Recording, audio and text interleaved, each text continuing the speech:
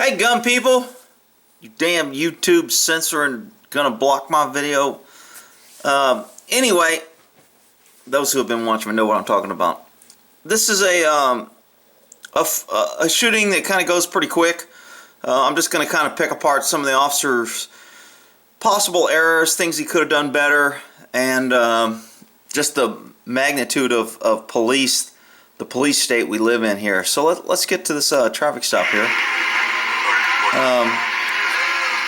When you're on a traffic stop, a lot of times I like to turn off my flashing lights because it blinds me and I can't see in a car. And then if I'm looking at other vehicles behind me, so they're gonna run by me and make sure they don't hit me, I don't want to look back at my flashing lights and take away my night vision. So I like turning off my lights except for my rear amber so people can see me. You know, I gotta admit, in Texas, their police cars got freaking 300 lights on it, and they turn them on for, you know, a freaking mosquito crossing a highway, and they just blind everything, and there's these bright strobes, and they're much more detrimental to the driving public than they think they are by just being visible. But what do they care if they're causing other people to crash? They just want to make sure people don't crash into them, right? Government always protects government.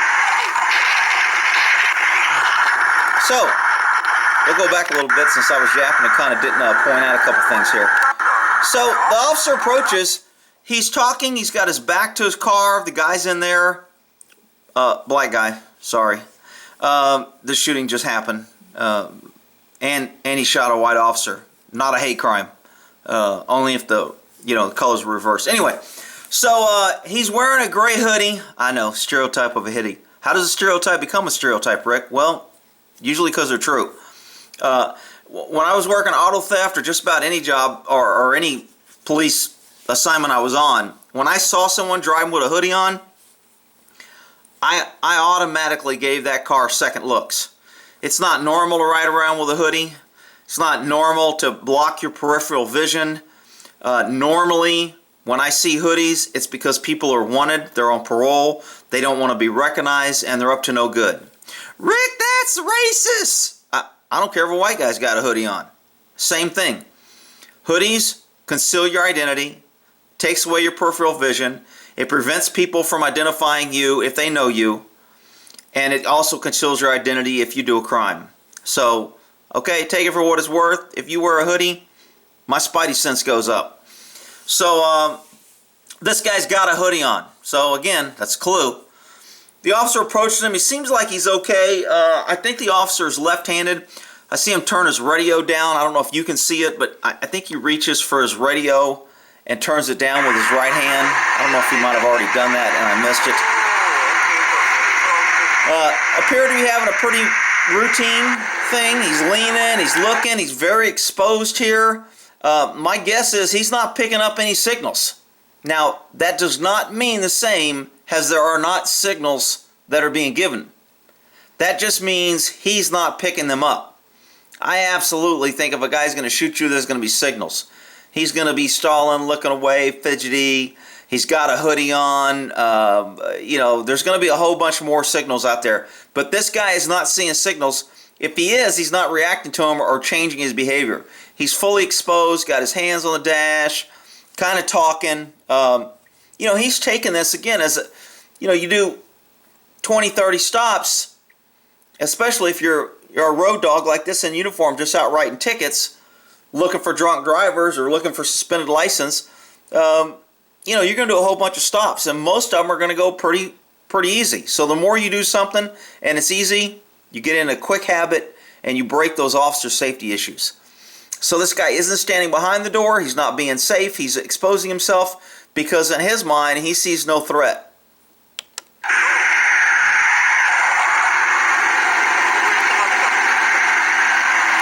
Okay, now he says come out the car. That's a clue. So he saw something, was told something, or identified something in order to get this guy out of the car. Did he smell alcohol? Was the guy reaching? Did the guy give him a false name? Did the guy say, I lost my wallet, I don't have my ID? Did he say, oh, these aren't my pants, I don't know where my ID's at? I mean, one of the 100 things that we always hear, that again, it's a big clue, this guy's not legit. So he gets him out of the car. How does he get the gun? Where does the gun come from? Why weren't his hands where he could see him? Why wasn't the officer's, hand on his gun? At one point, you see him transfer his light to his to his left hand, and I think his gun's on the left, like I said, because his radio's on the right. So I don't know. Clues missed. Shooting happens pretty quick. There you go. He just transferred his light from his gun hand to his non-gun hand. Another officer safety issue. And again, I think all cops done this. I'm sure somebody could have got me if I was videotaped the whole time doing that. I usually kept my flashlight. I used a long flashlight, and I usually kept it under my arm so it wouldn't occupy either of my hands. And that way it caused me to shine my light where my body was facing. And if I had to draw or use my hands and reach out, I was looking where my light was. So my light, I liked under my arm. So I could do it. And it was under normally my opposite gun hand. So my gun hand was clear. But to get it there, I had to use my gun hand. So, I mean, it's easy to pick this guy apart, but these are just little things that you got to always be thinking. Like I say, midget at a urinal, you got to be on your toes. This guy is, putting a flashlight in his gun hand, taking out. He's using his gun hand to open his door. Why not let the guy open the door? Why not keep your hand on your gun? Why don't you step to the back behind, and I cover this in another video, and make it harder for the guy to shoot you so he's got to turn around? Why do you want to be directly in front of him so if he does shoot you, jump, hit, push you, or rush you, you are in the most vulnerable position? Not the greatest position, but okay.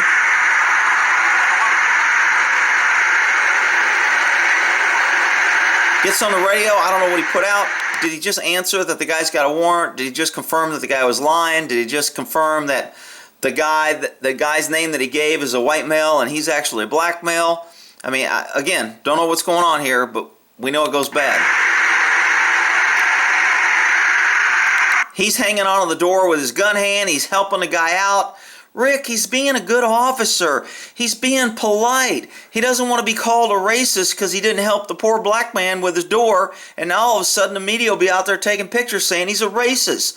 Why are you picking on him, Rick? He's doing a great job. He's doing a great job about to get shot. Okay, because the officer rushed in, you saw him kind of rush in. That was a delayed reaction, and that was that lag time I always talk about. He didn't have a plan, and his first instinct was this guy reached for a gun, and he was going to go in to stop that reach. Kind of like when a guy takes off in a car, it's instinct for a cop to reach in and try to grab the keys or pull the gear shift into drive. It's instinct and you act. This cop actually ran in because he saw this. Again, I'm guessing, I don't know.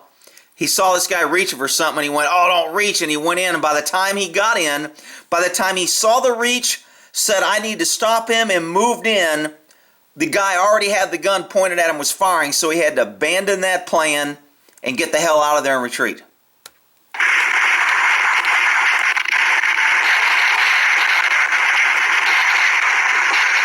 A lot of shots fired. I don't know who's shooting. I'm assuming they're both shooting, but don't know if somebody's hit. I didn't read the background on this. Again, I'm just going by this video. Hopefully he put out the tag. Hopefully he put out the car. Hopefully he put out his location, where he's at.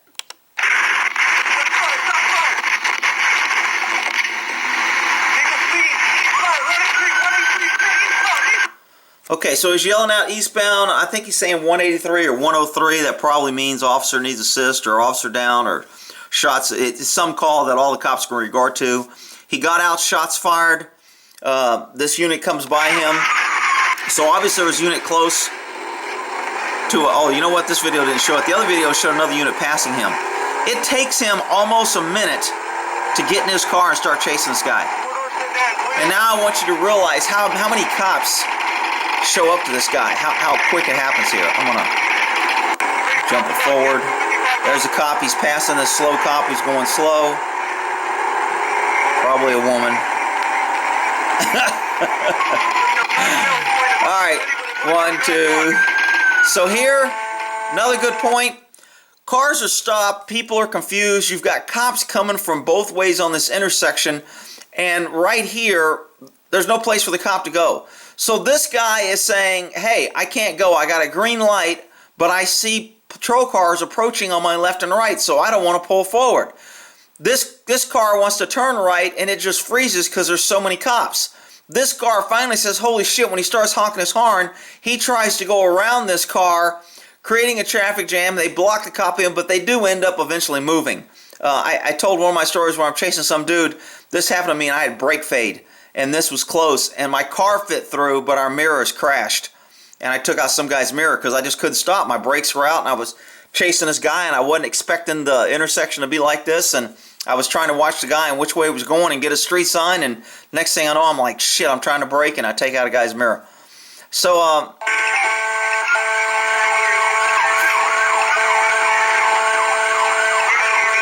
So traffic's trying to yield, but when you got cops at every direction, the motorists don't know what to do. Now, from a cop's perspective, we're like, get the hell out of the way. Just use your freaking head, use some common sense, do something, but move, get the hell out of the way. And, you know, the public kind of panics. They're not used to this. They don't understand what's going on. They don't know that you just got shot at and that you're chasing a guy. You know, as far as you know, you guys are heading to Dunkin' Donuts for freaking coffee and donuts.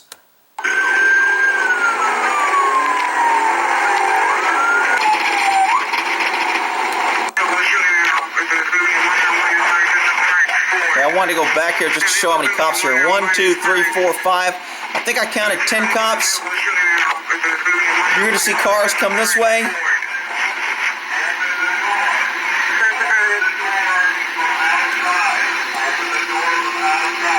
They don't really get the suspect. The video cameras doesn't get the suspects over here in this area.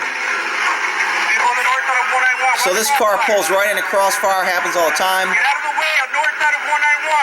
This guy's thinking on his head, saying you're causing a crossfire, get the hell out of there. If we shoot at this guy, you're going to get hit. Okay, 55 in a vehicle. I'm assuming this agency uses 55 as a gun. We use 1055 as a dead body. Obviously, in this agency, the way he's yelling 55 in a vehicle, that either means there's a gun in a vehicle, or there's an attempted cop killer in a vehicle, or, you know, it's code for shoot that stupid asshole, he just shot at me. I don't know.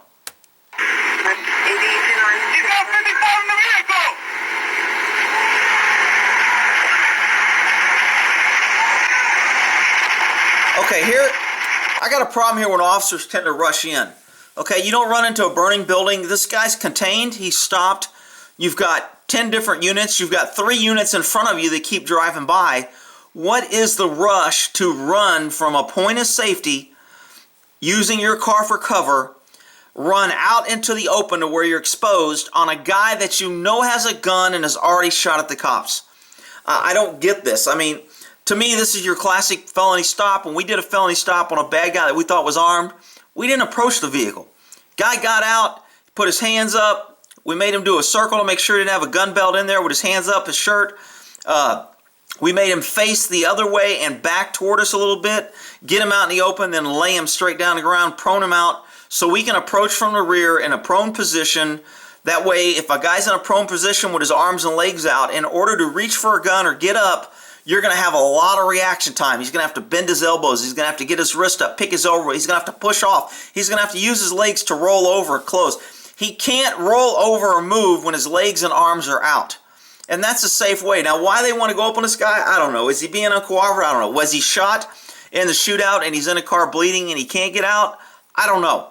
But to me, to rush into a vehicle with a guy, if he's bleeding out, to be honest, I don't give a shit. You're going to put your hands up. You're going to back out of the car till I get enough units, till we stabilize, till we all catch our breath, till we get enough lights here, and we figure out what we're going to do with you. We're going to make a nice controlled approach from the rear of the vehicle, not from the side where you're straight in the driver's door. You can tell where this guy's pointing. He's come from the side. So they end up getting the guy out. I don't know the situation behind it, but I just figured I'd cover this vehicle. Some lessons to be learned here. Don't pull in front of it. It used to drive me nuts when cops would pull up and try to circle a guy. I'm like, what the hell are you doing, man? Now I can't even shoot the guy if he shoots at me because I'm afraid I'm going to hit your dumb ass. So always be aware of crossfire. Another thing that cops are always thinking about, what's downrange. You know, you don't want to stop a cop from shooting because you're downrange. You don't want to be downrange so you don't get shot. You don't. Yeah, I mean, it's just a lot of things are going through cops' minds on these incidents, and they all want to catch the bad guy. All right, we'll end that there.